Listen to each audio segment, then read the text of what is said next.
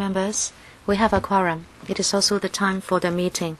Thank you for attending the Public Works Subcommittee meeting. In 2017-18, up till the last meeting, we have approved 4 projects totaling $4.562 billion. On today's agenda, we have 4 papers. Items 1 to 3 are carried over from the last meeting. Either they have not been totally scrutinized or scrutiny has not started for them. And the 4th item was listed on the agenda for the meeting on the 4th of July 2017, but scrutiny has not started. These 4 items involve funding application of $3.6753 billion. I remind members here that if you have direct or indirect pecuniary interests related to the items for discussion today, please declare the nature of the relevant interest before you speak on the items according to ROP 83A. I will also draw your attention to ROP 84 with regard to regulation on voting where there is direct pecuniary interest. Item 1. 765 CL Development of Anderson Road Quarry Site. Please refer to paper PWSC 2017-1821. Members are invited to upgrade part of 765 CL entitled Development of Anderson Road Quarry Site to Cat A and an estimated cost of $2654.4 million in money of the day prices. We have started to discuss this paper on the 15th of November, and we will continue with the discussion today. I will not introduce the officials. Again, you have the list of names in front of you. Last time, 7 members spoke on the paper, and 2 also had a second round. Now I will see who is in the queue. Mr. Eddie Chu is not here. I can see Mr. Wu Chi Wai asking to speak for a second time. 3 minutes, Mr. Hu. Thank you. I can see you have responded to the transport issue. But last time, I said that I know you did a TIA for the entire project. But in this response, you have not told us whether you have the latest observation to compare with the original assessment. And that is whether you are aware of the present situation because there are queues. Have you done any contrast comparison, and do you have new thinking in order to deal with the problem? Or are you saying, well, let's leave that for 2026, and when there are other trunk roads having been commissioned, then the problem will go away? Is that your attitude? Because remember, we are talking about Anderson Road, but occupation intake has only taken place for a small population. However, the queues are backing up to Clearwater Bay Road. Therefore, CEDD or the administration, what are your observations about traffic and transport? I have to state at the start that I support this funding application. That is clear. But I don't want you to wait till all the junctions are connected, because I can see a problem already today, and I can see that the problem has now appeared, and in fact it had appeared before you did your TIA. So I like to know whether you have other observations in order to increase the traffic volume. Mr. Lam, Director, thank you for the question. We did a TIA. Mr. Wu, you said that in the district there are new estates taking in population, and he is asking for the present situation. In fact, we have done some work. Let us look at 2016. And the traffic data we have at the Transport Department. We have compared those figures with the TIA figures. We can see that on Polam Road, the 2016 data, when compared to the TIA data, of course we used the same figures for 2016 and they were broadly comparable. Therefore, we are confident that our TIA can still accurately predict the future situation. But of course, we are facing the problem that occupation intake will continue in that area. Therefore, we'll ask our consultant to keep watch of the traffic situation. We will be counting vehicles, and then we will check the situation. We'll be liaising closely with the Transport Department to see whether we can take short-term measures. Thank you. Next, Mr. Fernando Zhang, first time, 4 minutes. Good morning, Chairman.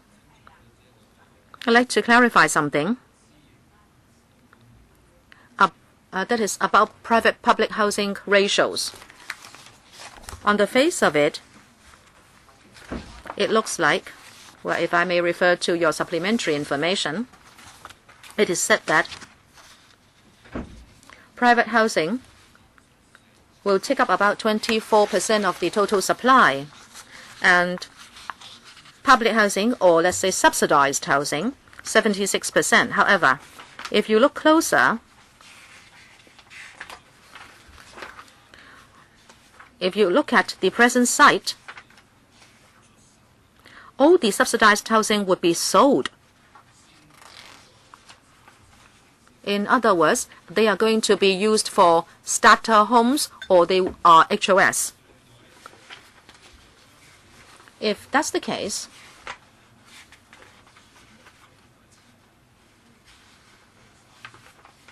%30 of the housing will be sold.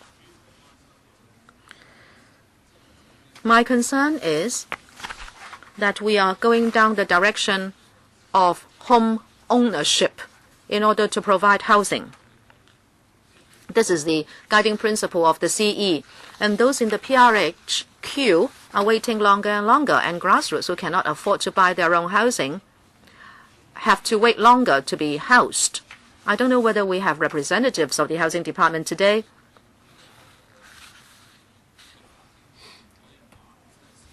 And if you look at the other projects, 17,920 units, can you confirm that they are all for rental? Ms. Ho, Deputy Secretary of Development Bureau. Thank you, Chairman. I'd like to answer Dr. Zhang's question. This paper is dealing with the Quarry Bay site and projects that will be spin-offs from this project. As we said in our response paper, we believe we can produce 9,400 odd units.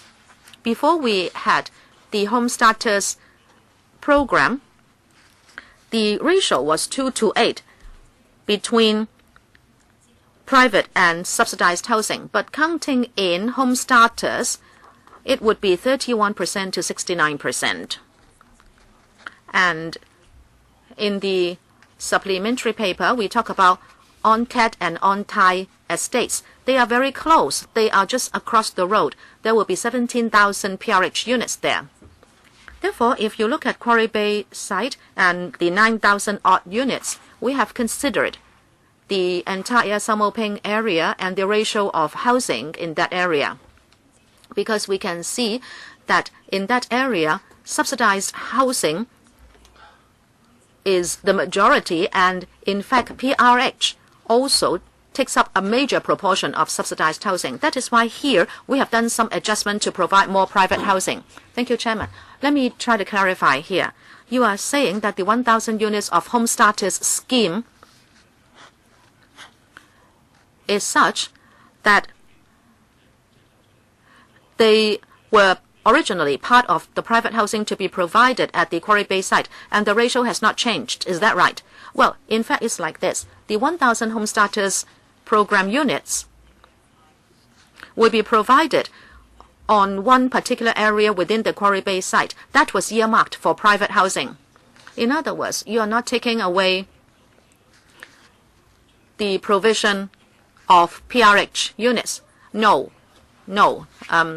Let me say something more. That particular area was actually earmarked for land sale, and it was to provide 1,700 private units, but 1,000 of that are now subsumed under the Home Starters scheme. Wai, third round, 2 minutes. Chairman, I'd like to make 2 remarks. Number 1, traffic congestion on Clearwater Bay Road. It has everything to do with junctions in Ao Chi Wan and the weaving of traffic.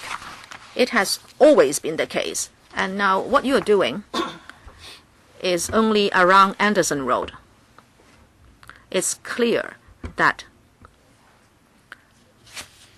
housing and community developments in that area will increase traffic flow. When you come to the Finance Committee, the TD and the CEDD should give more information to tell us how you can tackle this grid situation and under what conditions, or else it will be a deadlock. Secondly, you have 8 private sites at Anderson Road. You have earmarked them for land auction to provide private housing. But you can see now,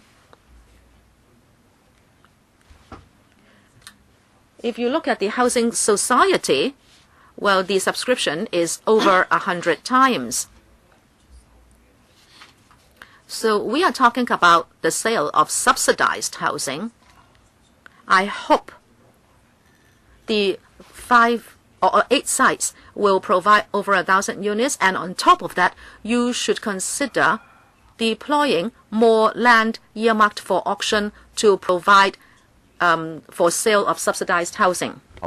So that we can actually relieve the situation regarding the oversubscription of the housing society flats. I'm sure that the flats in the private market is not what most people can afford. So I hope the government can, should focus on building, affordable housing for the people. Yeah, I think that message is very clear. 100 times oversubscription. It's really, a lot.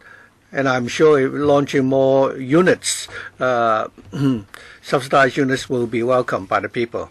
Mr. Oh Chong Sing, Chairman, at the last time we heard about the administration and how they would do a good job in terms of public consultation. Today I'd like to talk about the traffic situation in the Anderson Road site. In the past, the government will conduct PIA in assessing the development for a new development area. But we've learned that these TIAs have many flaws, same for the Anderson Road site. But the department told us that's not true. The TIA has been very accurate. But looking at the Anderson Road situation, I think the development there is not very satisfactory. The administration told us that they have short, medium and long-term measures, but they were not able to give us details. Even if we force them, they won't be able to give us details. So before they go to the FC, I would like the administration to really elaborate on these short, medium and term measures by way of a paper and let us know what they intend to do. If you wait for the Chongano Lam Tin tunnel to be completed, that would maybe too late, because once you get the green light from the FC, you will simply not follow up on this. So I hope you can give us a written reply. And secondly, in your assessment, I hope you will pay particular attention to this point. That is, when the traffic leaves Anderson Road, most of the traffic will go towards the direction of Chongano. Some would be diverted to the Clearwater Bay Road. But our observation is that Chongano will always have the gridlock. So secondly, I think the development in the area is causing different types of noise nuisance, because there will be more vehicular traffic. So do you have plans to build noise barriers along Samao Ping Road to ensure that the traffic there will not cause nuisance to the residents? Mr. Lam? Thank you, Mr. Orr, for your question. Regarding the traffic situation, we are happy to provide a written reply regarding our short, medium and long-term measures. On the subject of noise nuisance, we've conducted an EIA, and in that EIA we've also conducted an assessment regarding road noise. In areas where noise barriers are required, we have already provided for that. We will also talk to the Highways Department to see whether on certain of the road services we will pave the road service with noise mitigating materials. So we'll look into that further with the Highways Department. Mr. Wichiwai, 1 minute, your fourth round.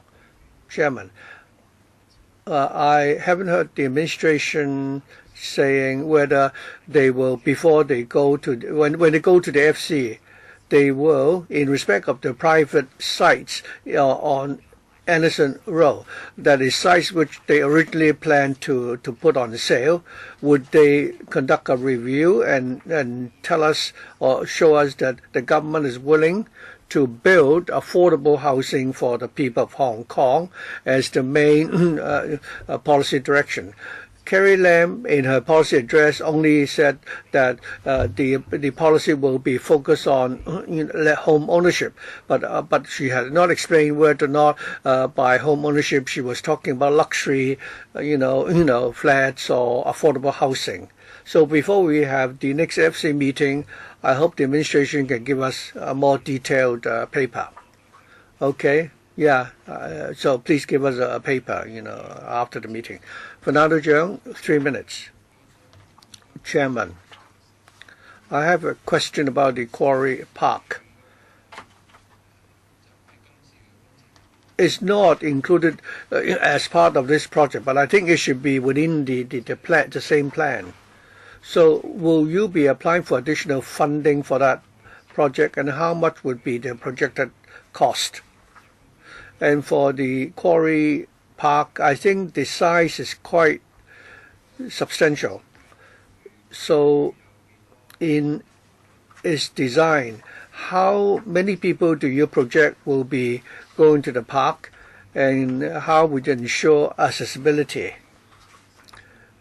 Because it's situated on high ground. So, of course, for people living along in the Anderson Road area, it may not be a problem, but I don't think the park would only cater to the residents nearby, but rather for the whole population. So, I don't think that is,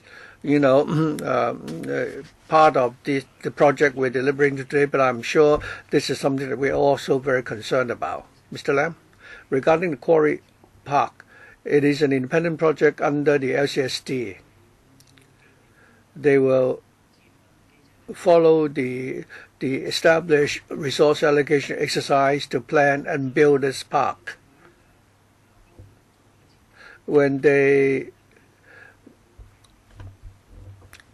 do the design for the park, they will certainly consider, taking into consideration the people who will come to this park.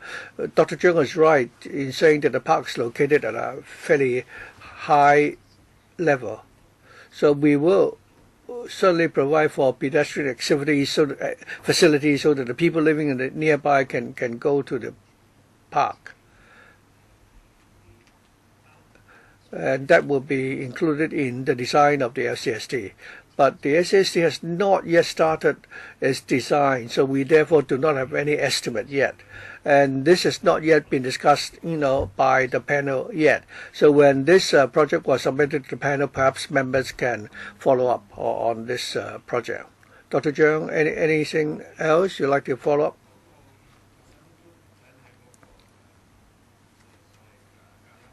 I also like to follow up on the point regarding noise barriers.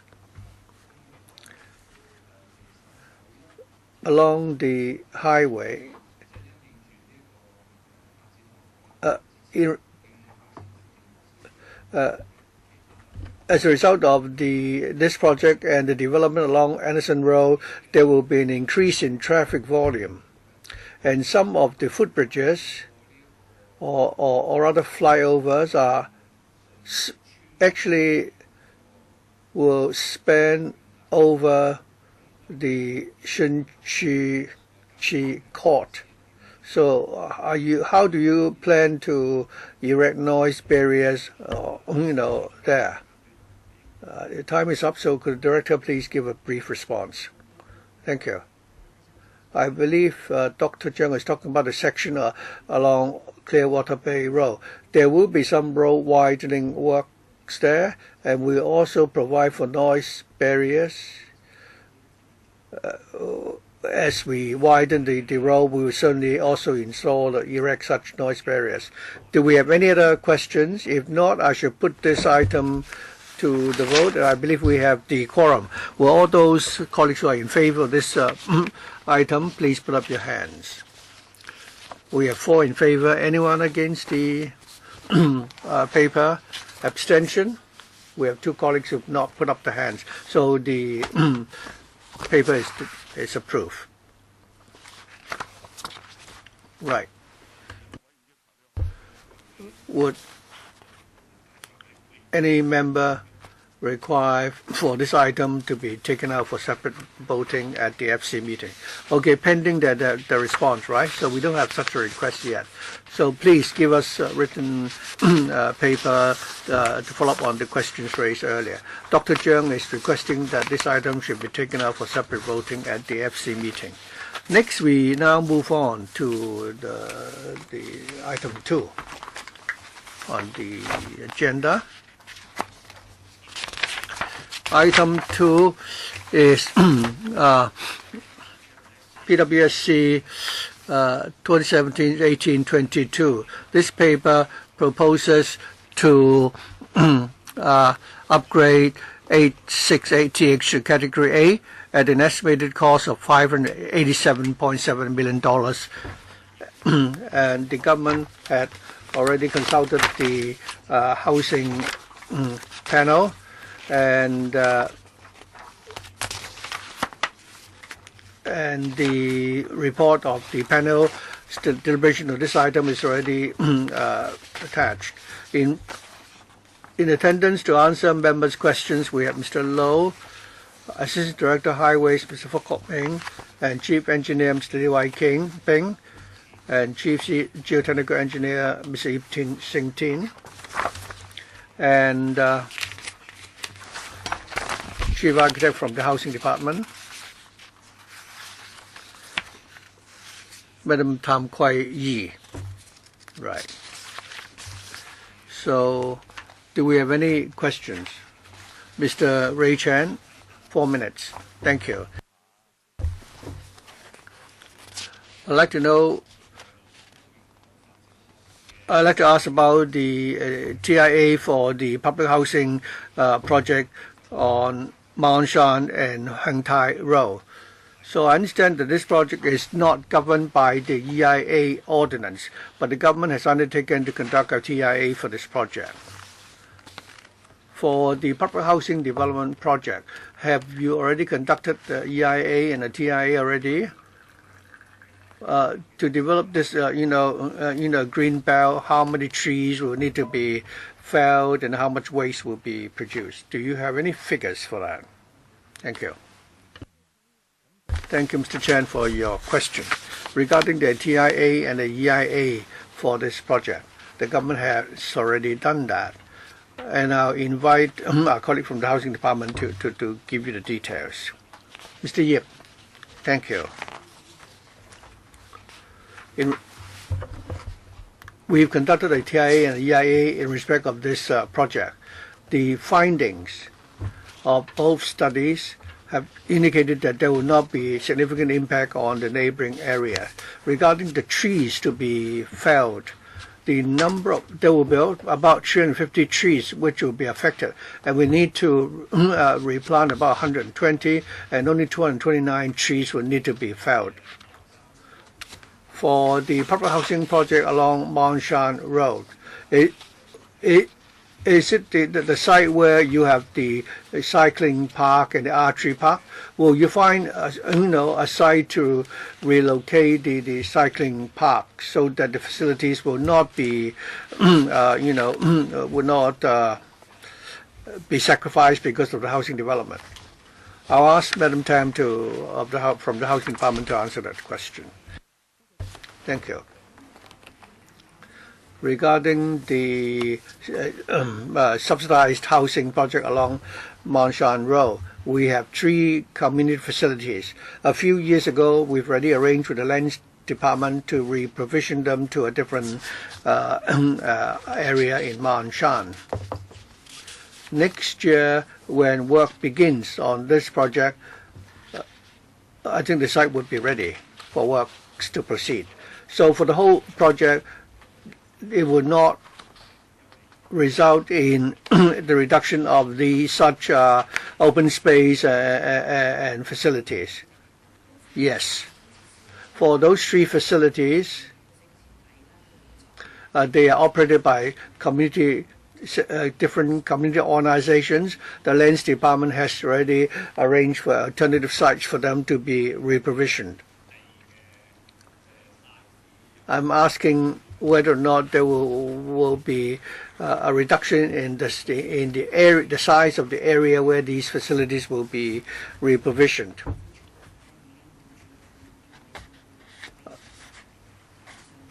I think basically the size will be more or less the same. In February 2014, at the RMPTC, only 1 member raised queries regarding converting the green zone for housing development. Eventually, the project was approved because the proposed development will not affect the GIC, will not have any adverse impact on the GIC site. Although the planning area, there is already a shortfall of primary school classrooms, but the planning department and the education department will consider whether or not they can make up for the shortfall using facilities in other schools in the area. Hello. Any response, Mr. Lau? Or Mr. Leung, actually. Thank you, Chairman. About the education facilities, the planning department has reserved areas in Mong Shan region for building primary schools, and the ED will follow up. Mr. Michael Lok. May I refer to para 3 of the paper? It is said that there will be the building of the bus terminus in order to take care of future population. We don't know whether there will be new bus services. I'd like to ask you whether you have assessed the impact of future traffic flow. And we have 2 tunnels, Line Rock tunnels and Tates Can tunnel. Will these tunnels be affected because they are already quite congested? Of course, support the project, but do you have complementary measures in order to take care of the congestion at these 2 tunnels at peak hours? Can you also take care of this point? Mr. Kenneth Leung. Thank you, Chair. May I defer to Mr. Ip of the Housing Department to answer your question? Mr. Ip. Thank you, Chair. In the TIA,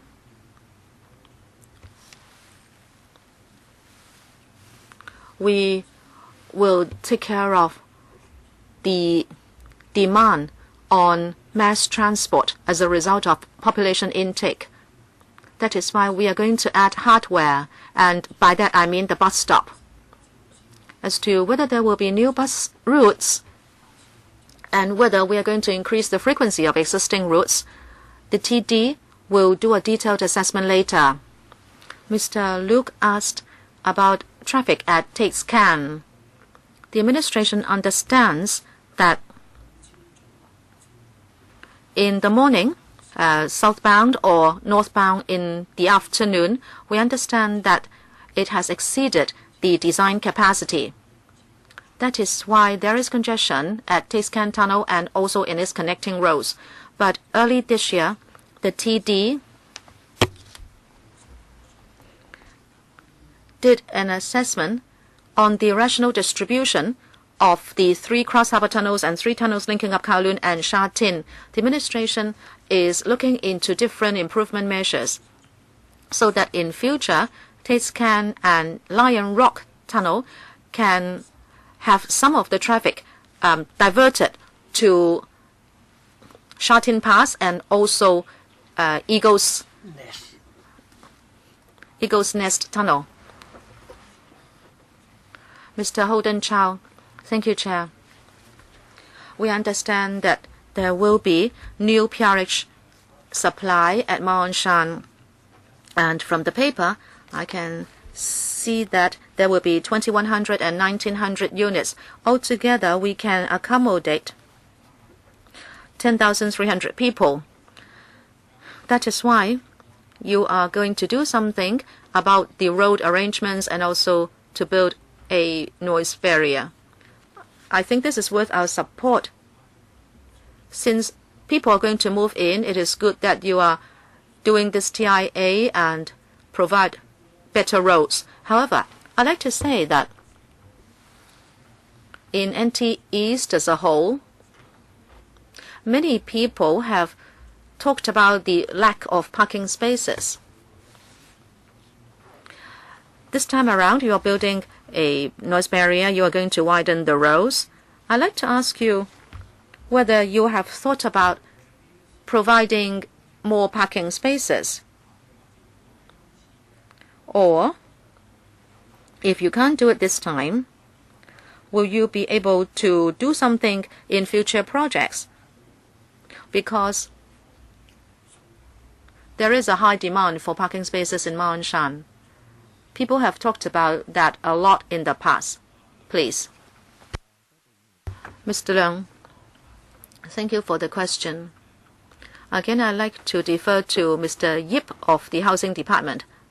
Mr. Yip Sing Tim. Chairman, it's like this. We are watching the provision of parking spaces in different districts. As for Sha Tin and Ma On Shan, what we do here is that without affecting traffic flow, road safety, or without posing any obstruction to road users, there will be the addition of roadside parking. The TD is liaising closely with other departments in order to identify the appropriate sites to provide temporary parking.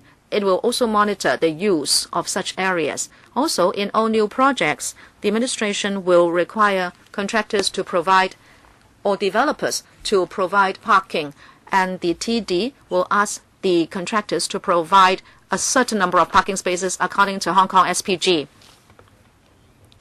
or Hong Kong PSG. A follow-up, yes, you say you follow the Hong Kong PSG, and also if there is no obstruction, you will provide roadside parking. However, I'd like to say that this is not unique to Ma On Shan. It is actually happening all over the territory. If there is a lack of parking spaces, that will result in illegal parking and you will have to enforce the law. But the thing is, drivers have no choice. They are forced to break the law. Therefore, I will say here that perhaps you can think about building multi-story car parks if you can find a site. So you can take care of this problem. This is for your consideration.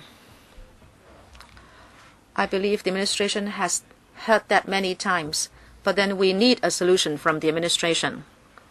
There will be an increase of traffic flow, increase of population, increase of vehicles. We support the building of new roads, but do you want to keep the roads filled with cars because the cars have nowhere to park? We have the DS planning here. Can you also comment? Because I think you have heard the problem many times. Thank you, Chair, and thank you for the question. Internally, within the administration, we are aware of the parking problem. We are thinking of short, medium, and long-term solutions. One of the middle and long-term measures is, as Mr. Holden Charles said, the administration or private contractors can build multi-story car parks. We will follow that up appropriately. Right. We hope there will be some clear solutions. Otherwise, drivers have to circulate on the road 24 hours round the clock. Mr. Edward Lau, 4 minutes. Thank you, Chair. We'll support road improvement works, of course, but I understand this is consequential of housing development. I heard the department say that in the long term, since Lion Rock and Tasekan tunnels are saturated and you want to stream traffic to Eagle's Nest tunnel. But if you look at the road network, it is quite saturated and there is congestion in the morning peak. Now you have housing development and you are providing piecemeal solutions, but that's not going to take care of the situation. I'd like to ask about NT East. When will you submit the widening of Tai Po Road, Sha Tin section? Because if you ask people not to use Lion Rock and Tasekan and you ask people to use Eagle's Nest, but at Fulton and Newtown, Sha Tin, they are always congested. Even if you want to go to Eagle's Nest, you have to go through Sha Tin Newtown. Therefore, when will you submit that project for support? Because that's going to help. On the other hand, to improve roads in Ma On Shan and Sha Tin, I would propose that you should widen Tolo Highway near the Sha Tin sewage treatment plant. I saw from the news that there will be a delay in moving the sewage treatment works to a cave-in. So my question for you is, will you also consider widening the road while you move the sewage treatment works?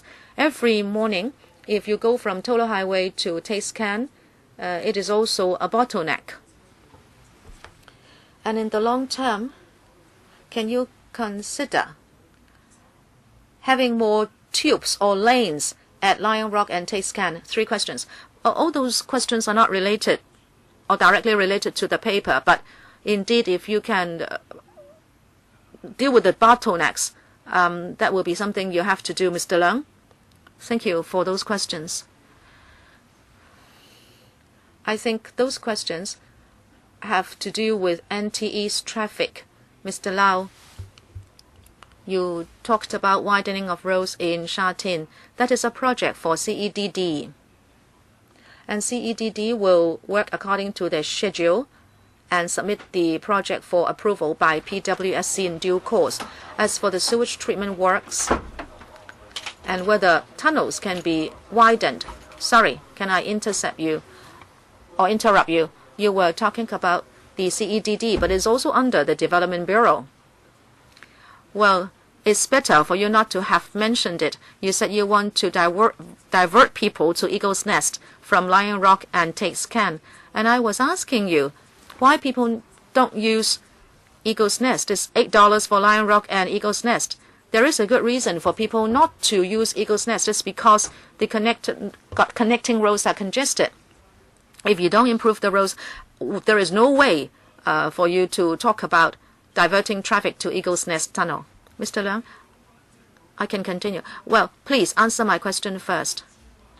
You are talking about transport, and I'm not only talking about the project. If you are at the TH Bureau, you should understand NT East traffic. In fact, Chairman, you were not entirely correct. I was not talking about piecemeal solutions. If you don't solve the problems for NT East, such projects are not going to help. Mr. Edward Lau, your time is up. I understand where you come from, but I will draw members' attention to para 37 of our standing orders, that when you ask questions,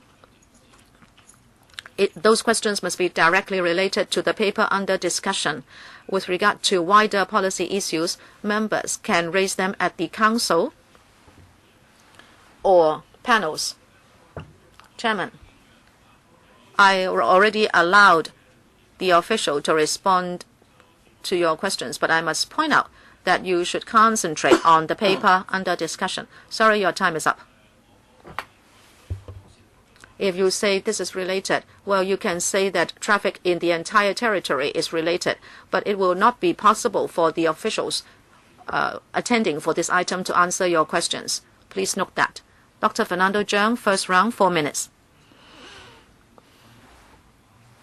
Chairman, this is a project to complement HOS and PRH development at Hang Tai Road and Ma On Shan Road.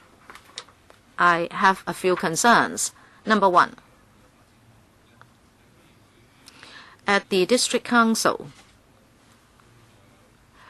when these were discussed, it was mentioned that this might not be the best place to build housing. This should be a ventilation corridor. And I can see that you have increased the number of units, because when you went to the town planning board, you enlarged the area for development. And there were reports saying that there will be 2,100 flats, which are HOS, and 1,900, which are PRH. And it's said that the HRS blocks will be 43-story tall. They may be the tallest HOS blocks yet. Earlier on, the district council said that this should be a ventilation corridor. And I think your proposal goes against that. That's the first question. The relevant works will affect 3 service facilities. I'd like you to explain to us which are these 3 facilities, what services do they provide, and where will they be relocated. Mr. Leung? Thank you. Regarding the design of the whole housing project, I'd like to defer to Ms. Tam from the Housing Department. Regarding the reprovisioning of facilities, again, Ms. Tam can explain. Thank you. For this housing development project, in 2013 we consulted the district councils.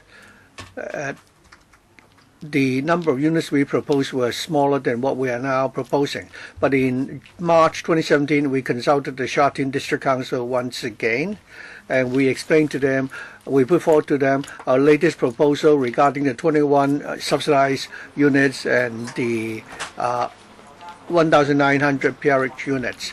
We already informed the District Council, and they are in support of this proposal. On the ventilation corridor, we have followed the building ordinance and requirement for sustainable development. We have carried out an assessment and found that our proposal is acceptable. Sorry, could you elaborate? What do you mean by sustainable plan? Is it a EIA or what? Ms. Tam, under the buildings ordinance, there is a sustainable development guidelines, and we follow such guidelines and have carried out the necessary assessments. And the finding is that the ventilation would be acceptable even with the increase in the number of units.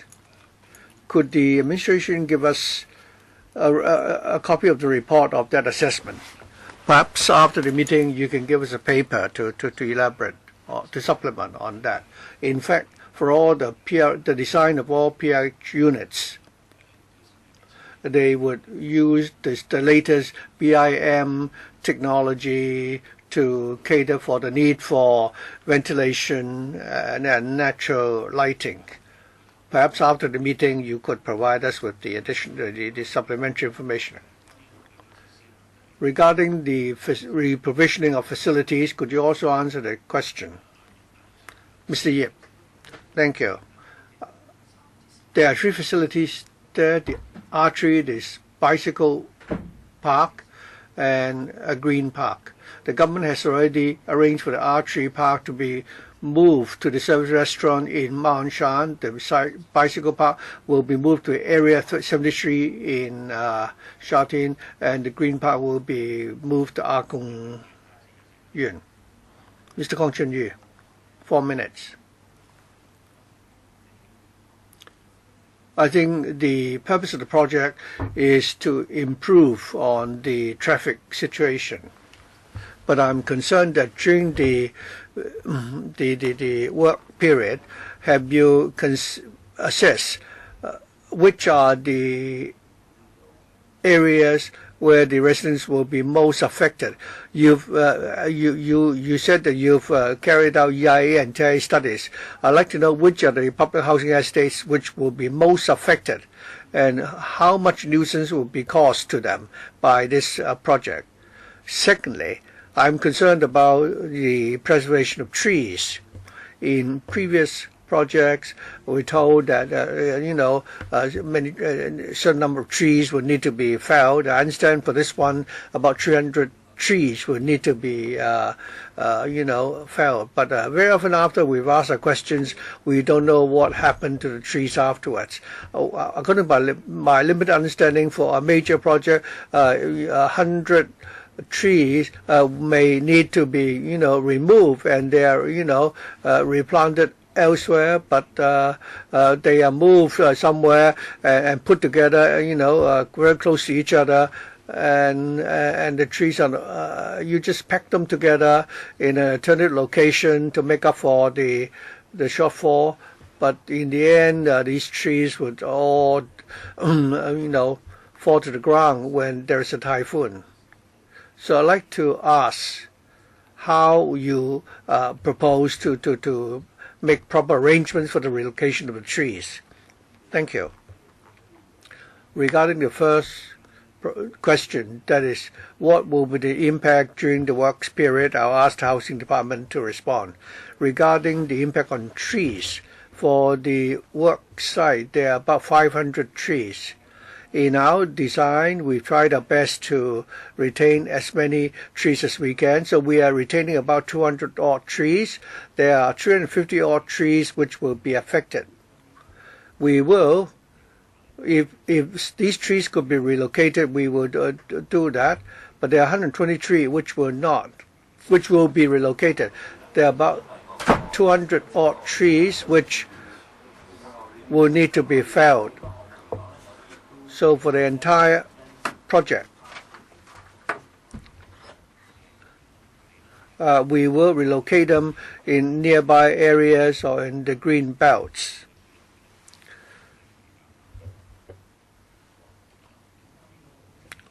Regarding the impact of the works, Housing Department supplement, Mr. Yip, thank you. During the work period, I think we've already made a preliminary assessment. I think that the housing estate most affected will be Yangon Estate. The other, the private residential developments like will also be affected, although to a lesser extent. During the work period, we will stipulate in the contract to require the contractor to erect temporary noise barriers and to use more silent machineries so that the noise level could be reduced and that the nuisance be minimized. During the work period, if the residents complained about serious nuisances, how would you deal with them? In the past, you simply, let it be. Now, before works begin, the contractor will liaise with the district councillors and the owners' corporations. They will first have a dialogue, and if need be, we can conduct periodic meetings to review the situation. Dr. K.K. Kwok, Chairman, regarding the public housing development, we very much hope that there will be sufficient land for building public housing units.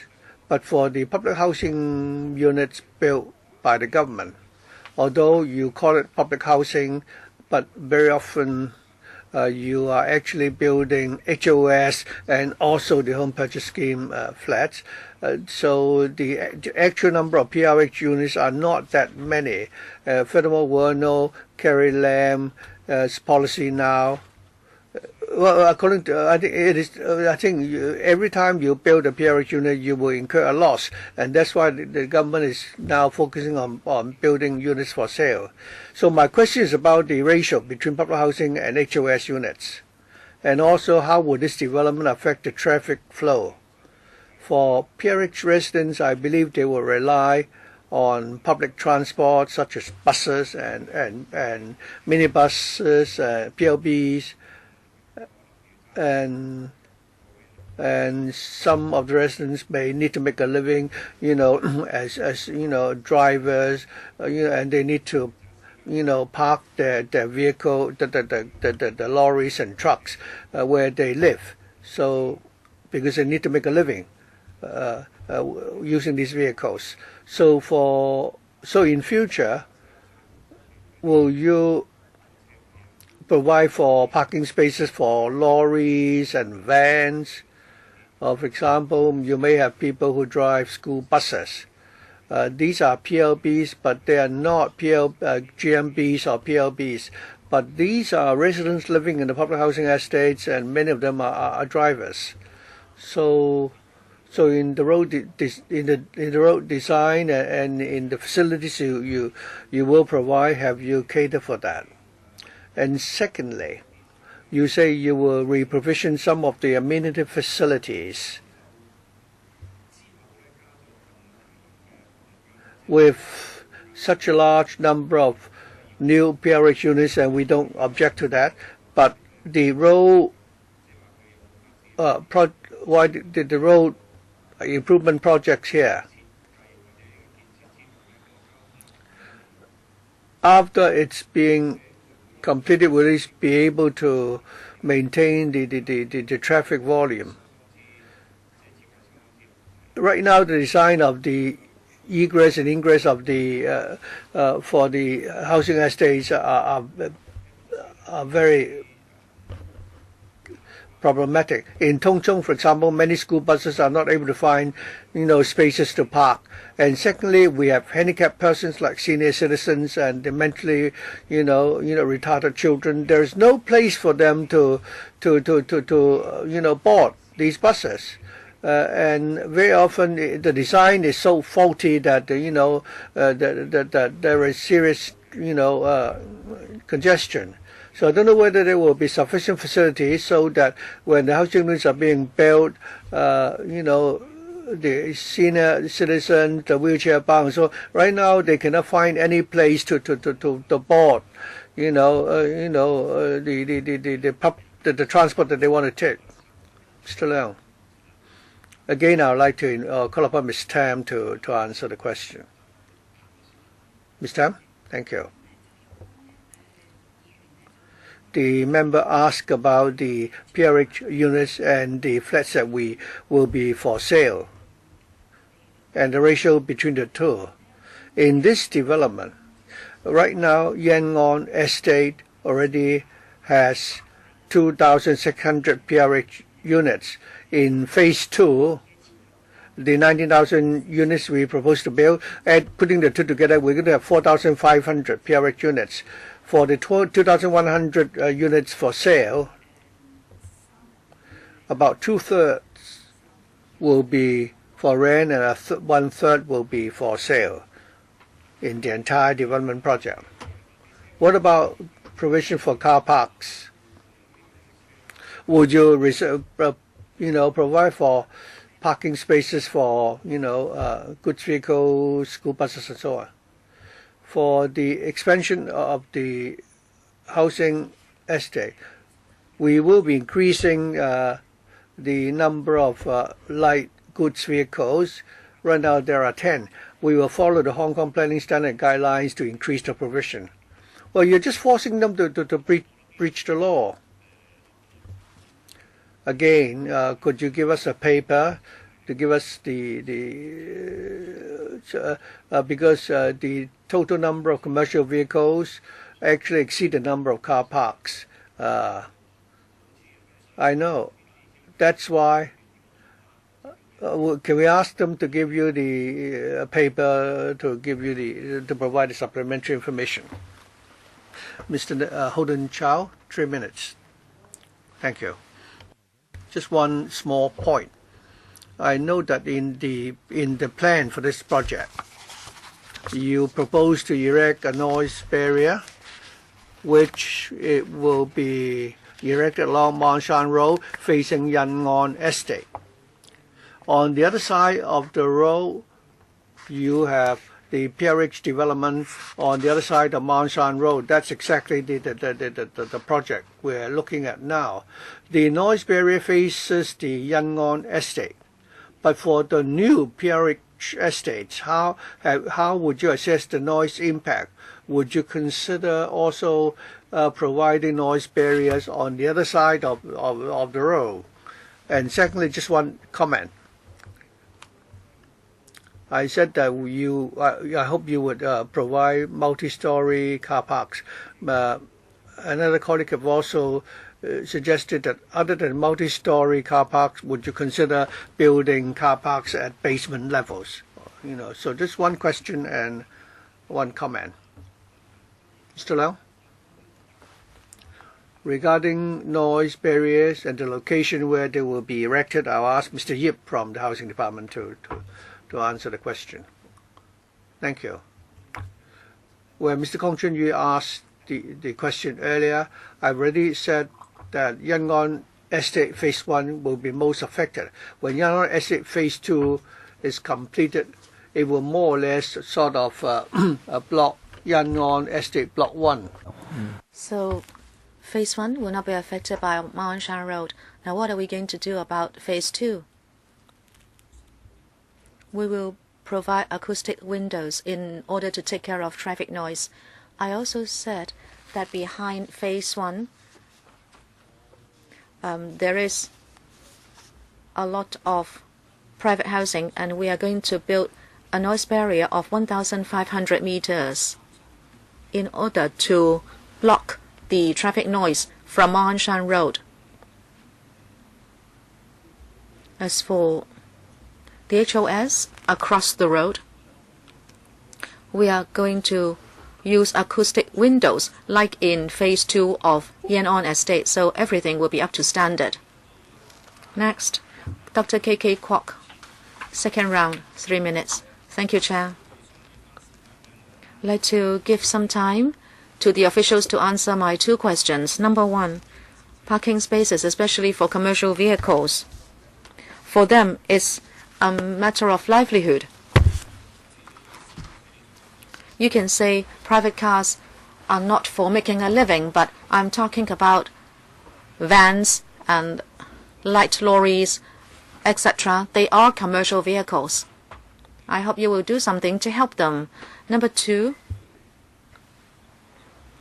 in Korea, in Japan, this is quite common, and that is that you can have multi-tier outdoor parking.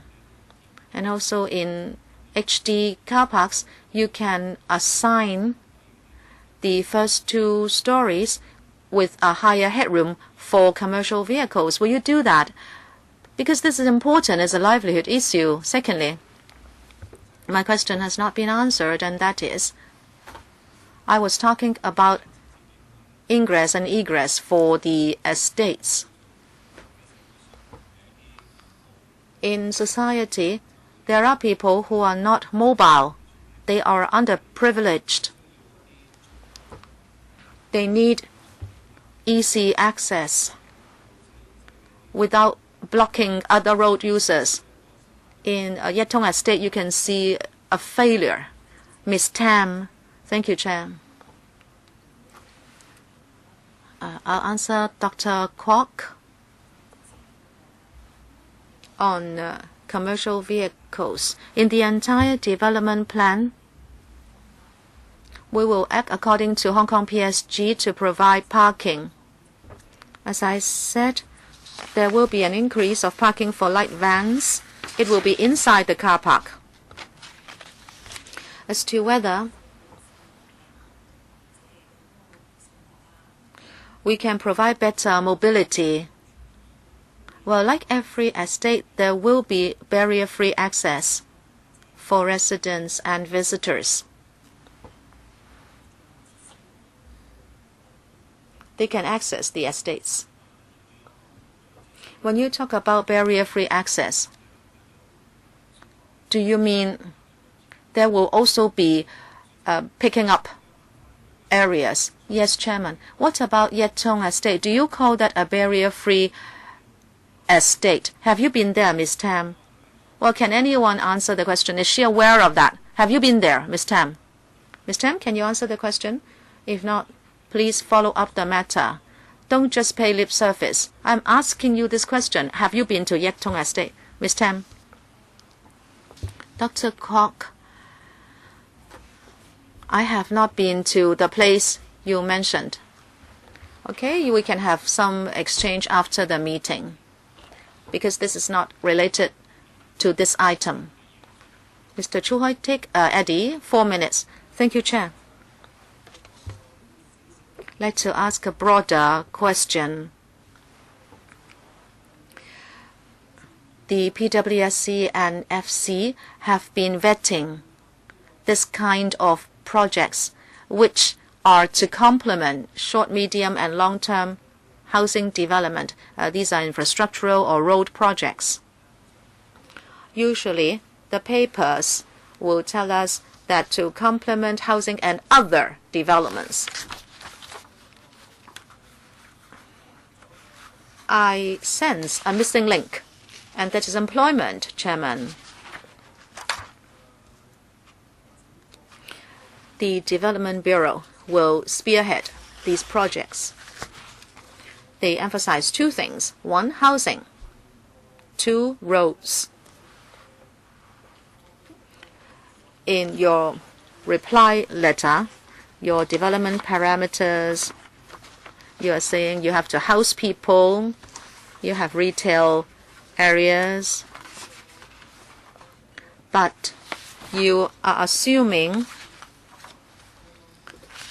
that after expansion of Yan-on Estate and the subsidized housing development on Ma On Shan Road, they will together bring about over 10,000 people. Is it that you assume they work outside Ma On Shan instead of working also in Ma On Shan? If that's the case, Chairman, the TIAs, well, we always say you only do TIA on a few junctions in the vicinity, but you can see from TV documentaries how traffic is in the Ma On Shan area. Can you change your mindset? Instead of cutting up the different places to do TIA, well, no one can say you're wrong, but when you think about these projects, can you not also apply new thinking to employment? If you put 10,000 people there, you should not only think about employment when you develop new development areas, but for Anderson, for this one, you have not even touched upon employment. Can you respond to my question? And that is, you have not thought about employment at all. Mr. Chu, I have pointed out that according to para 37, wider policy issues should be taken up at council or panels. The PWSC should only vet these project papers. Planning-wise, we have TDEDM, and that is taking employment and population into consideration when we do estimates. But since you have asked the question, I'll see who can briefly reply. But I would regard this as a question not directly related to this project. Maybe the DS can comment. Thank you. Thank you for the question. As you said, this question is not directly related to the project. It is a policy question. In the 2030 plus study, we have put in a concept in order to rectify the present distribution of housing and employment opportunities. In future, housing will probably be provided mainly in the new territories, and we don't want people to travel long journeys every day to work in the urban area.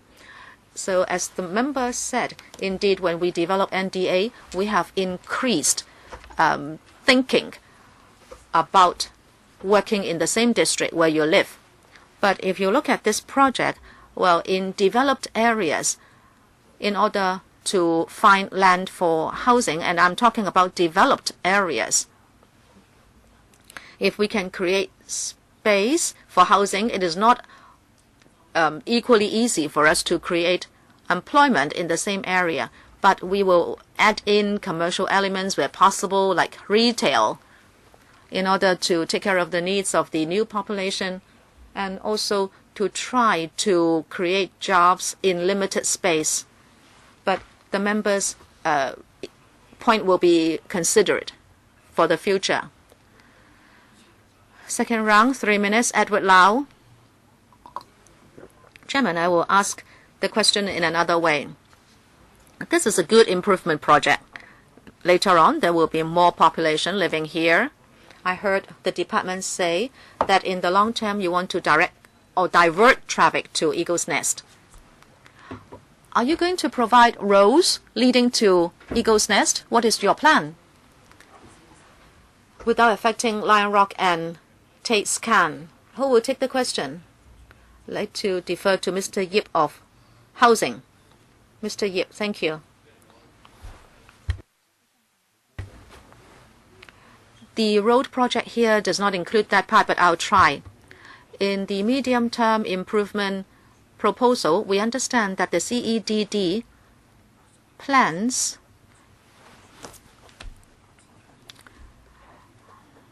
to widen 1.1 kilometers of Tai Po highway to change it from two-way, one lane to 3 lanes, two-way, and that is near War Chair. I understand that they are also working fast to submit this item for funding support in order to help the traffic there. Well, that is a good answer, isn't it? I was asking for this all the time. This is going to create a bottleneck. Yes, I think this project should go ahead, but I think the other project that I'm mentioning is also urgent. I was asking this simple question. I hope you will not take it as unrelated. Frankly, I hope you will be down to earth in your approach.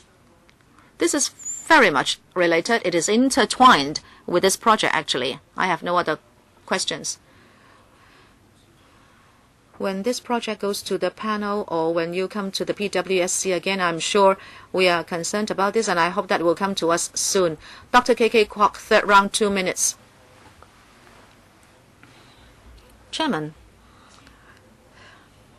I understand you don't know much about the situation, but Ms. Tam and your colleagues, please go back and ask about this. Look at Yet Tong Estate and what is happening there. I hope when you submit this paper to the FC, please let us have detailed information about barrier-free access, especially for the disabled. My question remains to be answered. Secondly, the noise barrier. According to the paper, you will be able to take care of the environment problem with the noise barriers having been built.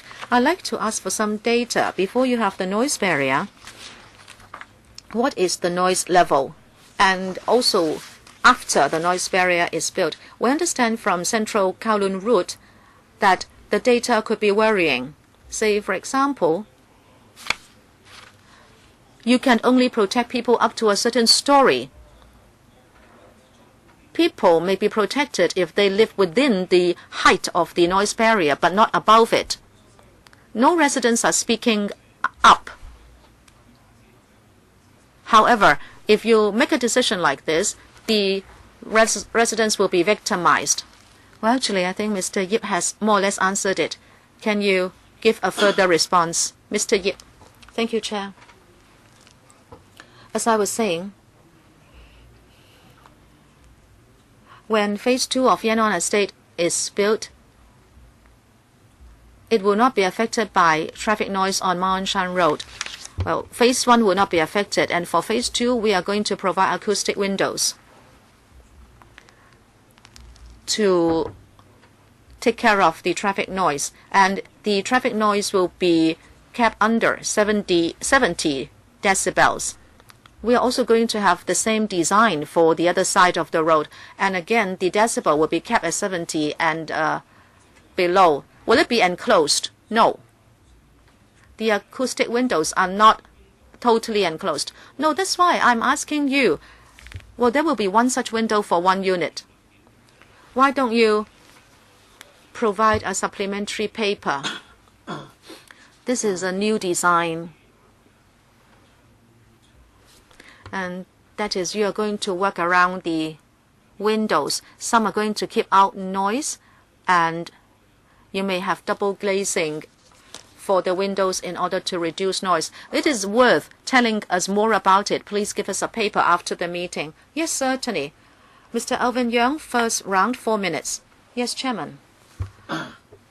On the 16th of May, when you supplied a supplementary paper to the panel in the plan in paper CB2 1958-01, you have included an access for wheelchair-bound people, but then this is not shown in the plan in this paper. Can I ask you whether when you submitted the plan to the housing panel, you included that footbridge, but now it is absent? And secondly, it is said that this is a footbridge to be built by the housing authority, but in paper, para 9B, you say the on-cost will be $61 million for the housing authority. For the $61 million, is it the cost for the housing authority to build this footbridge? Yes. Thank you, Mr. Yang, for the question. Well, for this pedestrian footbridge, it will be built by the housing authority, and the housing authority will pay for the cost. For this project, we have not included the provision of this footbridge, except that in the plan and the design, the housing authority is working together with us on this project, and that's why the footbridge is part of the housing authority's project. The paper also, mentioned the entrusted project. So for the entire public works project, we have entrusted the housing authority to undertake the project, and therefore there will be some on cost we have to pay. So we're talking about two separate, cost items here. Regarding the on cost, if that includes the footbridge, do you have a breakdown of the $60 million as to what they entail? Could you give us the details? Mr. Leung? Yes, certainly. The so-called on cost would include the advanced design and the work supervision and so on. Chairman, pardon my ignorance, for I think, is it that every time you work together with the housing authority, you would need to pay for the on cost? I think we have many similar examples in the past where you have housing infrastructural projects which are government projects. The government will work together with the housing department, and the housing department would be and tasked to manage the project, and hence the cost. Well, we explained already that for this project, this is connected with the housing development in the vicinity, and also these works will take place at roughly the same time. So we've therefore considered this and decided to entrust the housing authority to undertake the project, because it would be more efficient and that would be better time management. If we do not entrust the housing authority to undertake this project, the highway department will need to do the design, and there will be even more work required. So bearing in mind that we need to tie in, that this project will need to tie in with the housing department, we've decided to entrust it to the housing authority.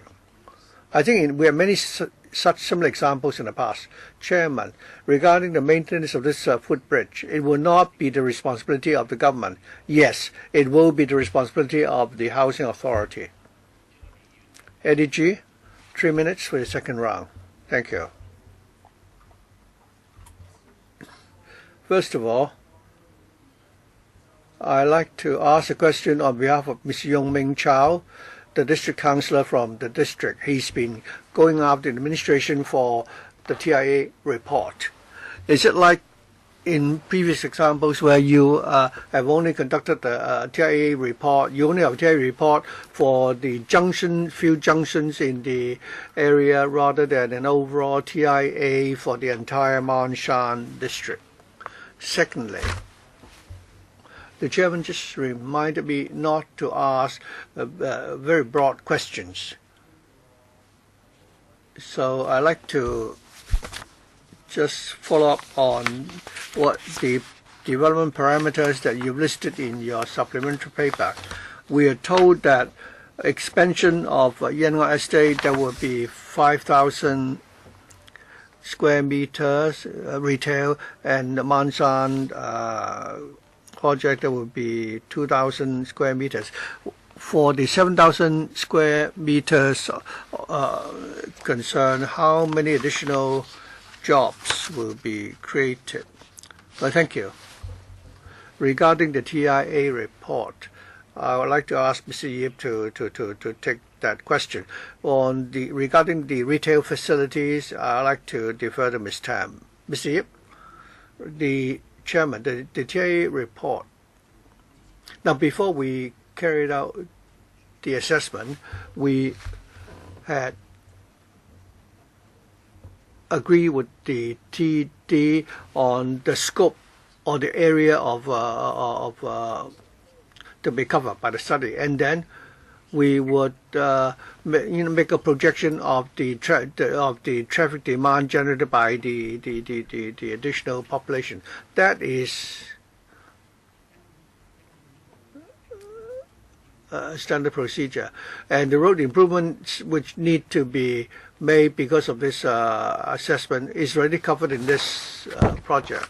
Mr. Yong, the councillor, would like to have the TIA report on the entire area which will be affected. Could you provide us with the information?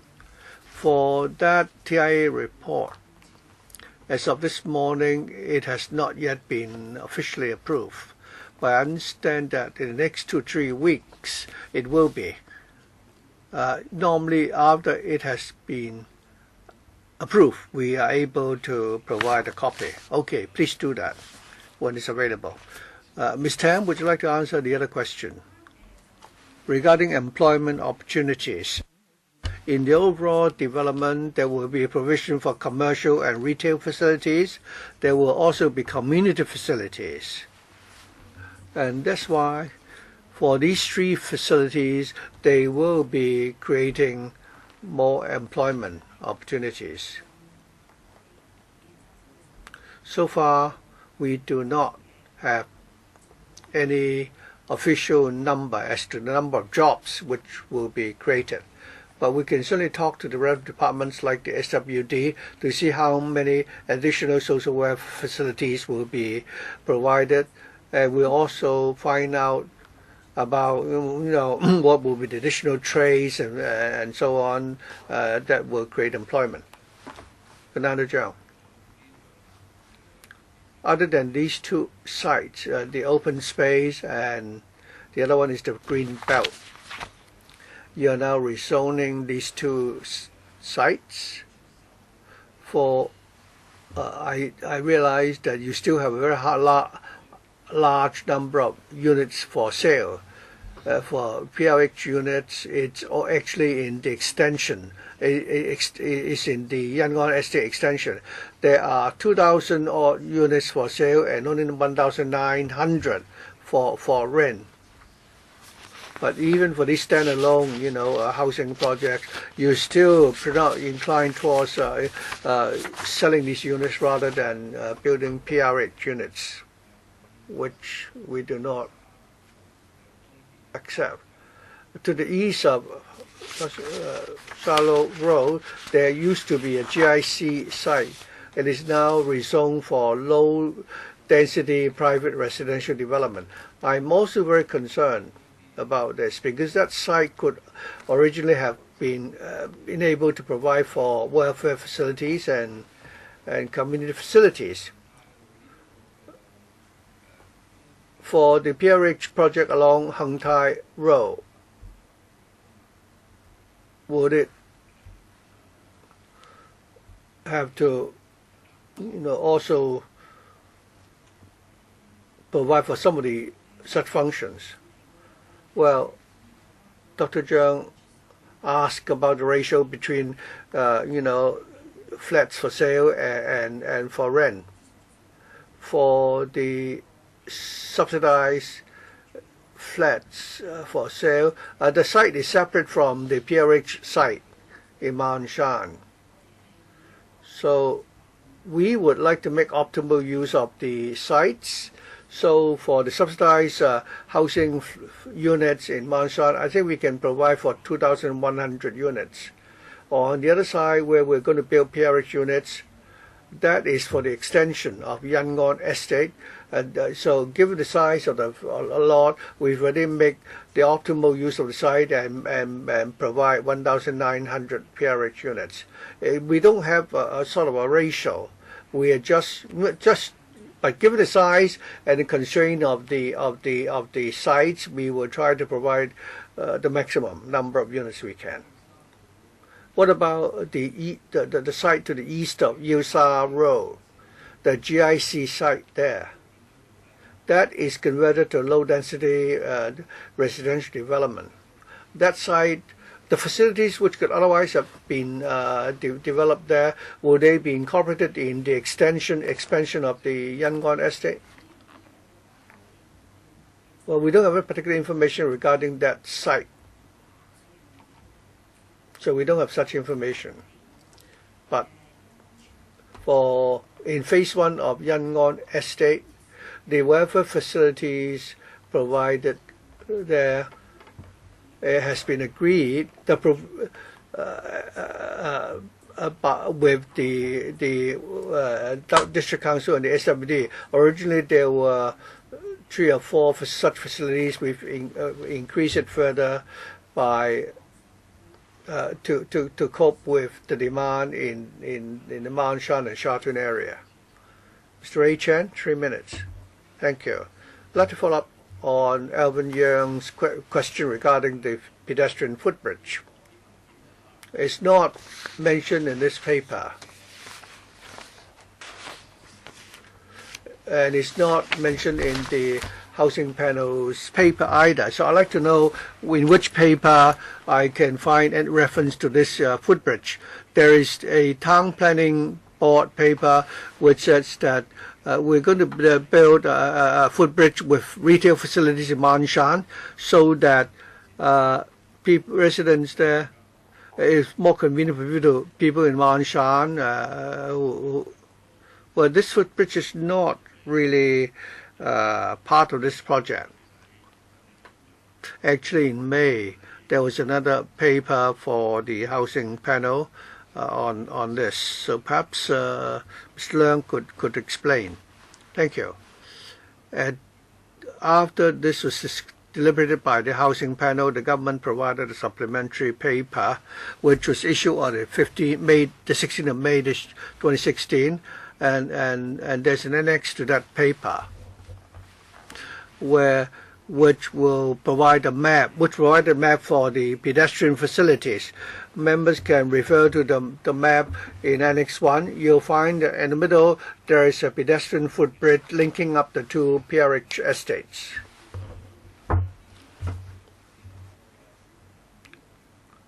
So I understand this project has nothing to do with the current project. It's actually a project which is the responsibility of the Housing Authority. It will be part of the redevelopment project of the Yangon Estate redevelopment. It will be concurrent. It will be developed together with the public housing estate project. In para 3 of the paper, you refer to the temporary transport facilities. Could you give us more details, because you say that there will be land closures, traffic diversions. Of course, you're not giving us any details. I'll ask Mr. Yip to answer the question. Thank you. We've made a preliminary assessment, and we concluded that we need to close the Hung Tai Road. Before we do that, we need to build another temporary road to divert the traffic. So this is only a preliminary assessment. Once the contractor move on to the site, and in the light of the internal resources, the machines available, they will then submit another temporary traffic arrangements for our approval before work can start. Dr. Fernando Cheung, 2 minutes. Chairman, could the administration explain this? The government is saying that they will be increasing the number of community or welfare facilities for the expansion of the Yangon estate. What welfare facilities are there before? For the Yangon expansion project. In 2013, when we consulted the district council, we proposed then that there will be 3 early education training center, 3 nurseries, and also hostel for the mentally handicapped. Upon further discussion, we consulted the council again in March 2017. We said then that there will be the addition of RCHE and also daycare center for the elderly. And then in March 2017, the DC gave us further views. We are now discussing with the SWD to also add an integrated youth center. There will be 6 centers, 6 welfare facilities. Chairman, the new one is particularly important. The first 3 are for the disabled, and then the 4th and the 5th are for elderly people. They are addressing very grave needs in society. I understand the SWD is going to add these facilities as much as possible when there are new projects, but then the lack is throughout the territory. Sometimes you may not be providing the facilities to meet the needs of that particular community. And therefore, the last one, the youth center, is really going to respond to the needs of the community, because in Yangon, I can expect young families. Right, thank you. Your view is clear. And I would ask members to continue to follow up the issue at the relevant panels. Mr. Eddie Chu, 2 minutes, 3rd round. Thank you, Chairman. 2 small questions. 1, para 12 of the paper. He said that the annual recurrent expenditure arising from the proposed works would be about $14.9 million. I don't understand. Why is it that after building the road you have to spend over $10 million in recurrent expenditure? Secondly, another district councillor mentioned the new bus stop if you only prepare for 2 bus bays, it will not be enough. And I think they are asking you to add the number of bus bays. Mr. Leung, the recurrent expenditure, Mr. Aaron Bok of the Highways Department will answer, and then the bus stop, that will be taken up by Mr. Yip. Mr. Aaron Bok. Thank you, Chairman.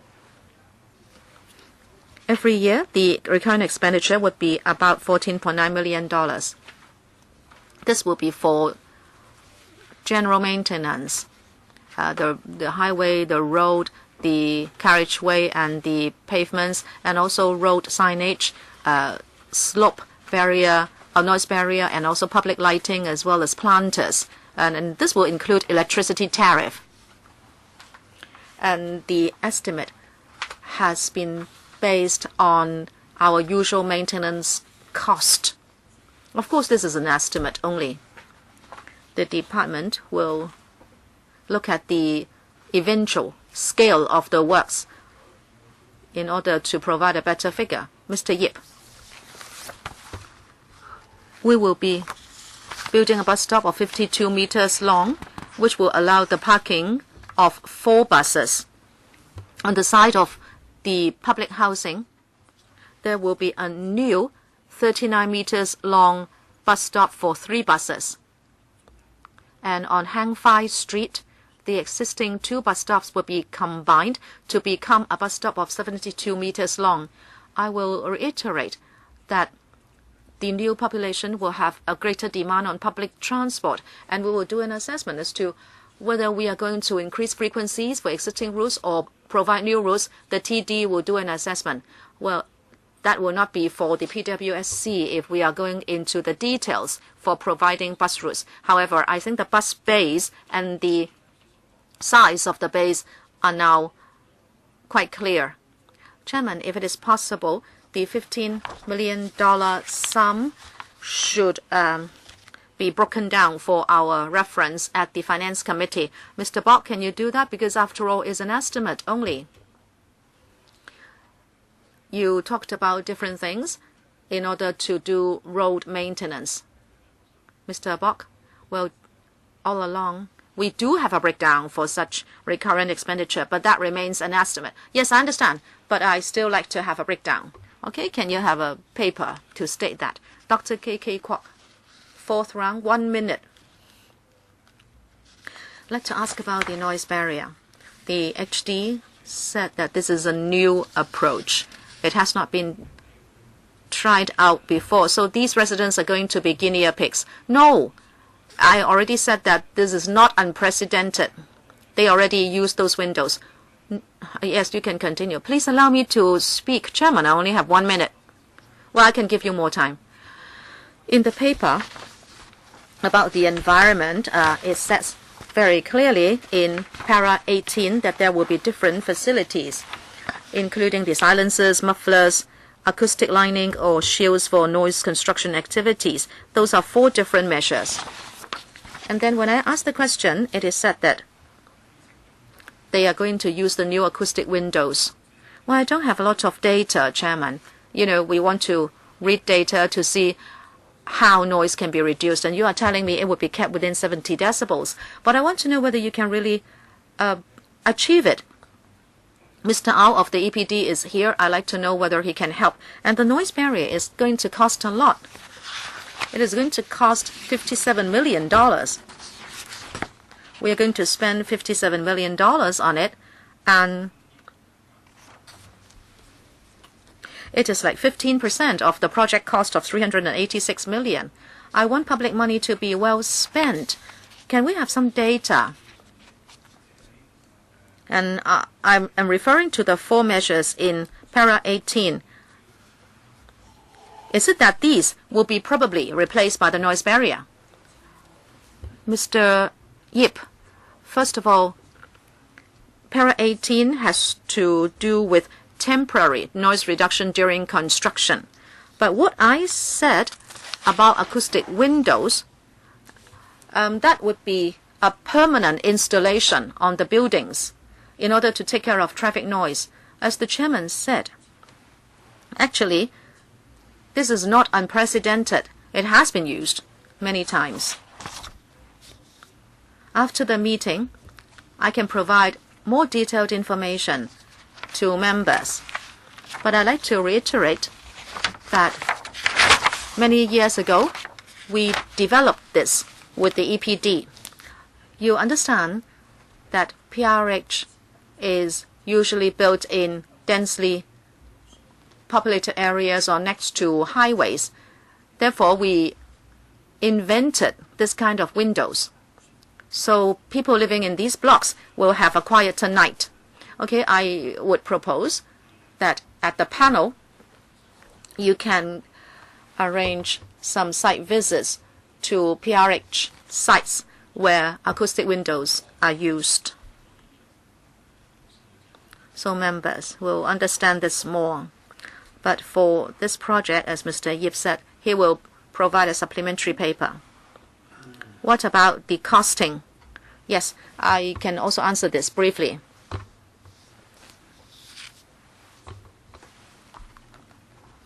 The barrier will be 150 meters long, 5.2 meters high.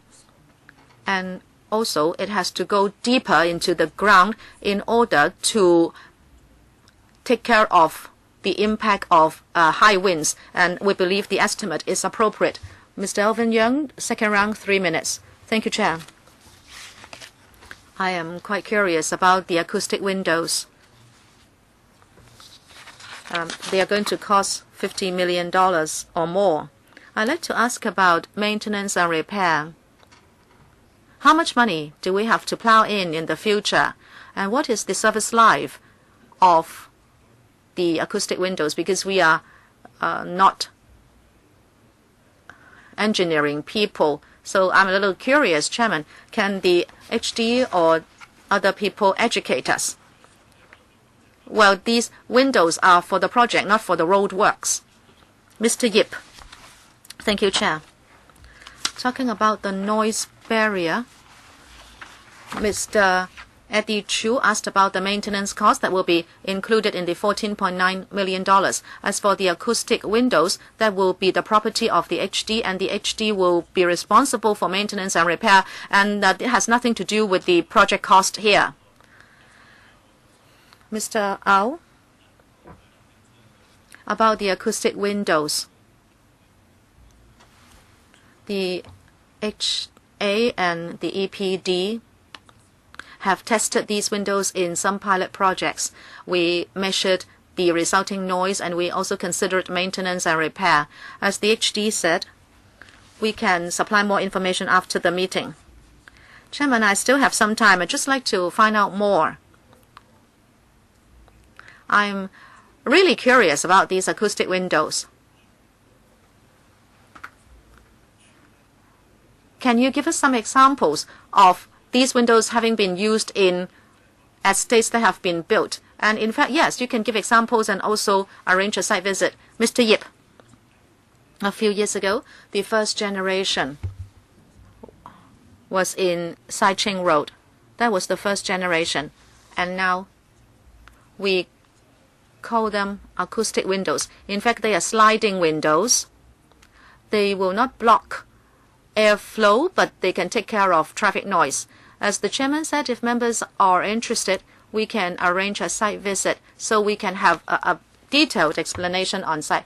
Yes, the panel can take care of this. As a member of the HA, I have looked at it. Maybe the HP can arrange a site visit. No follow-up. Mr. Jeremy Tam, 4 minutes for first round. Thank you, Chair. My first question is about the supplementary paper. It is said that this for expansion of Yan'an Estate, and also you are going to build subsidized housing on Ma On Shan Road. In the supplementary paper, CB 1985, bracket 01, page 2, let's say, you have given a detailed estimate of the expected population. What about a car park? If you're going to provide a car park, how many spaces will there be? Well, this has been asked before. Who will answer? Ms. Tam of HD. Yes, that's correct. On the side of Yan'an Estate expansion and also where we are going to build subsidized housing on Manshan Road, there will be car park for retailers and also residents. On the side of Yan'an Estate, counting the existing 92 parking spaces, there will be a total of 140 for residents. Are you talking about total or the extra parking spaces? No, it's a total. From 92, now there will be 140 for the domestic units. For retail, there will be 20 parking spaces. And then on the side of subsidized housing, domestic use, there will be 95. And commercial vehicles, and also for visitors, over 20. Okay, I understand. I believe these parking spaces have been included into your TIA, right? Mr. Yip. Yes, we have included these parking spaces in our TIA. Mr. Tam, continue. Yes, I understand. Thank you. I will go to another point. I'd like to refer to our paper 22. On page 3B, you can see this item on cost payable to HA. And you state at the bottom of the paper that there's an assumed rate of 15.8% of the estimated construction cost to be charged by HA for design and construction. I can see a figure of 61.1 million. Can you let us know why there will be this design cost to be given to HA? Is it that they take up part of it? Would it be for the HA to find people to do design and construction? Well, that question has been asked and there has been a detailed reply given. Could you briefly recap the earlier answer? Yes. To put it simply, this is a project undertaken by the Highways Department. For in the vicinity of the area, there will be housing development. Given the need to tie in with the housing development, we have entrusted the Housing Authority to carry out the works so that we can have better time management. To put it simply, the project has been entrusted with the Housing Authority. If that were not the case, the Housing Department would arrange for resources to do it itself. I think we have many similar examples in previous public works projects. Eddie, 4 minutes. Thank you. When I look at the paper from the District Council, Mr. Yong Wing Chow, in the development parameters, I note that the version for 2014 and 2017 are not the same. I'd like to point out some numbers. For the expansion of Yan'an Estate, in 2014 we said that you will build 1,600 units. Now the number is 1,900, but the projected new population is 4,900. Why you have 300 additional units, but the population is the same? For the HOS flats, you've not increased the plot ratio, but the size of the lot is the same. Why is it that the number of flats can be increased from 700 to 2,100? Are we assuming that the new units in the HOS court will be very small and that each unit will need to accommodate more people? The design of the PRH units, they are different. They are of different sizes. Well, they have 300 additional units, and yet the population, number is the same. Well, for some of the units, they will accommodate fewer people.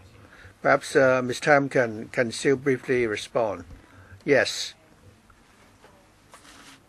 While the number of units have now been increased, but the different categories of the units have changed. So I think the population projection is based on the types of units. So even though we have more units, the number, the projected population will remain the same. What about the HOS units? While we have more HOS units, but again, given the change, the units, the size of units are not the same, so we have to make a different calculation. We also told the district council that for that site, the size will be increased by several hundred meters. So based on the same plot ratio, we are able to have a larger area, and therefore we can build more units. We still have 2 more members to ask the questions, Claudine Mo for the first round and Mr. Wu Chi-wai for the first round. And we also have Mr. Gerard D. Tam for third round and fifth round for Dr. Kwok Ka K. So if I think if we extend the meeting to 10:45, then we will be able to accommodate all these questions. Would members agree? Well, we leave it, until the next meeting. Well, in that case, I'm afraid we may not be able to finish all the questions. Let's wait and see. All right, Claudia Mo, 4 minutes.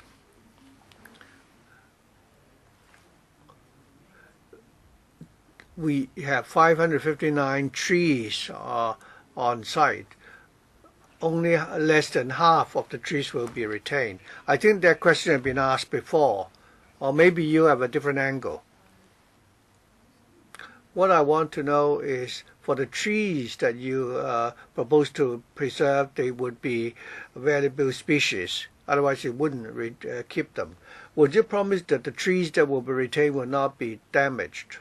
And secondly, you say they will be planting new trees, numbering 499. I'm rather surprised. Why are you able to build so many more trees? Of course, there's a landscape greening, element here, but more importantly, you have you're going to plant 83,000 shrubs. So is that a reasonable, distribution? Actually, the number of additional trees to be planted, you have more trees than before, and I think this has happened before. Mr. Lau. On the site, there are several hundred trees. In our design, our landscape architect will try to retain as many of these trees as possible, unless they get in the way of the project, and for those trees we have to remove them or fell them. So in the whole project, 200 odd trees are getting in the way of the project, and therefore they need to be chopped down. And for the same project, we'll be providing for 400 odd trees. We will be building new vehicular access. There will be space on both sides of these roads. There will also be green belts. The new trees will be planted there. In our design, we will already provide space to accommodate several hundred trees. Follow up. You say the trees that you need to fell, it's because they're located in areas which will get in the way of the project. But in your paper, you also say that they don't belong to a valuable species. For those trees that you propose to retain, is it that they're not really valuable species, but it's just that they don't get in the way of your works? And for shrubs, they're not, valuable species. Is it for visual? It's just for visual inconvenience that you would propose to plant shrubs, and while the number is not small, but is it really based on the traffic or the visual considerations? I think in Hong Kong, greening is done by way of planting shrubs as well. So that's correct.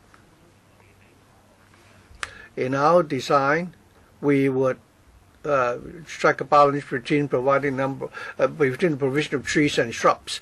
We would also have to consider the environment and also you've not answered the question regarding the trees that you are proposing to keep. We'll consider, well, if the alignment of the road will not affect those trees, we would then preserve them in situ. Well, what the ratio between the shrubs and the trees? Is it only based on aesthetic considerations? I believe the landscape architect would make that decision based on his professional consideration. Mr. Uchiwai, 4 minutes. I'd like to make 2 points. First of all, for road development next to public housing projects, I'm sure we'd all support that. But I often see such papers where the development parameters for the public housing project will not be provided in the paper. I'm just making this request that is in future for similar papers you should give us the development parameters for the related housing public housing project so that we know whether the present arrangements is appropriate. For these 2 sites, these are the sites to the south of the plan, and they look like a bit like an island, isolated, and most of the economic activities are located to the north. So the connection in between the pedestrian footbridges and the tunnels, you might have mentioned that in the housing project. So I hope that the government departments can also provide the relevant information. Secondly, some colleagues mentioned the question about the provision of car parks. I'd like to know what is the basis for the housing authority to plan the provision of car parks. For public housing estates, it's based on 1:30 ratio. For every 30 PRH units, there will be 1 car park. Based on this standard, in this case, we're talking about 40 or 50 car parks that would satisfy the standard. But apparently, you're not using this standard. So I'd like to know whether the housing authority standard,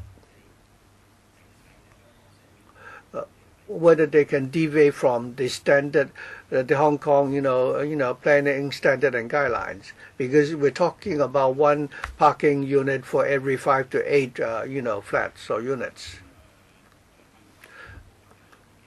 I think part of that, what Mr. Wu said, was just a comment. Could Ms. Tam please answer the question regarding car parks? I'd just like to know whether or not they would be able to do that next time. I believe that if certain road projects are related to a housing development, then they can certainly provide information. Chairman, yeah, we certainly, take on board Mr. Wu's comments, and we'll also provide the development parameters for the housing development, in future papers. I believe you will provide for that in the FC papers that you will give us. Ms. Tam, regarding the question on car parks, for the expansion of Yangon Estate, for the PRH units, we follow the Hong Kong PSG. Within a distance of 500 meters of the railway, for every we provide 1 car park for 3 to 4 units. So based on that, we would need 40 to 60 car parks, and that would suffice for the expansion of the estate. But we already have 10 odd car parks already, so for the entire Yangon estate after the expansion, there will roughly be about 140 car parks. For the subsidized housing units in Mount Shan, we've talked to the Transport Department, and we are now proposing to adopt the ratio of 1:22. My understanding of the Hong Kong planning standard guideline is that there should be 1 car park for every 1 to 5 flats or unit. Have you changed that standard? Well, according to the information available to us, it's 34 to 37 units, and there will be 1 car park. We're talking about 500, within a distance of 500 meters away from the railways. For certain sites, they may be more remote, far away from the railways. In the FC paper or at our next meeting, could you give us such information? Because I'm very confused about these standards. And for example, we a site with 800 odd units, HOS units, and there will be only a very small number of car parks. We only have 2 minutes left, and Mr. Tam, would you like to still proceed? Okay, I may as well ask the question. Regarding the provision of car parks, you've not given us the figures regarding, car parks for motorcycles. Yes, we do have a few parking spaces for motorcycles, and we do make the provision according to the HK SPG. But members are asking questions regarding private car parks. So what exactly will be the number for motorcycle car parks? For motorcycles, there will roughly be more than 20 in Yangon Estate. After the expansion, will there be additional car parks? It will be increased from 10 odd parking spaces to more than 20. 20 odd car parks will be after the expansion. What about the subsidized, the HOS estate?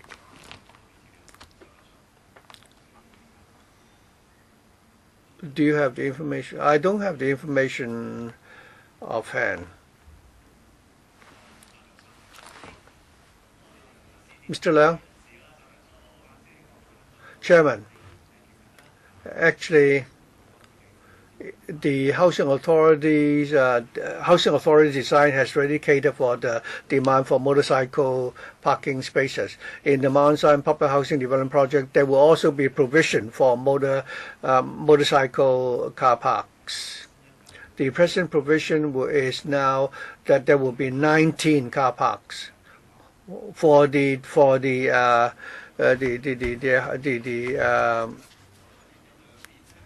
HOS estates. Yangon Estate, there are 20 for the units for sale. The site for where the units for sale, you have 20 odd such. So there are 20 about for the HOS flats. There are 95 car parks and 20 odd for motorcycles. Looking at that ratio, it would appear that the HOS estate, for the HOS estate, there seems to be, not enough, car parks for motorcycles. I think you can follow up on that in the next meeting. Okay, you can ask the question again at the next meeting. I think it's now time for us to adjourn our meeting this morning. The next meeting is scheduled for the 13th of December, a Wednesday at 8:30. Thank you.